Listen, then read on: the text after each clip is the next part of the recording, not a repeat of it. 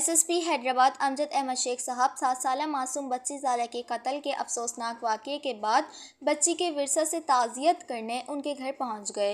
SSP Hyderabad ने बच्ची के इसाले सवाब के लिए दुआएं की। एसएसपी हैदराबाद ने अपनी टीम के हमरा जाए वक़्अ का तफसीली जायजा लिया। एसएसपी हैदराबाद ने बच्ची के वालिद फैसल से मुलाकात की और इस बात की यकीन दहानी कराई कि पुलिस की इंतहाई काबिल टीम इस केस की इंक्वायरी में शामिल है। हमने काफ़ी अहम शवाहिद इकट्ठे कर लिए हैं। इंशाअल्लाह बहुत जल्द इस सफा कातिल को अपनी गिरफ्त में ले लेंगे। हर जुर्म पे घेरा डाले, हर अज़्म में एक चट्टान जो बांटे रोज उजाले हो धरती पे कुर्बान।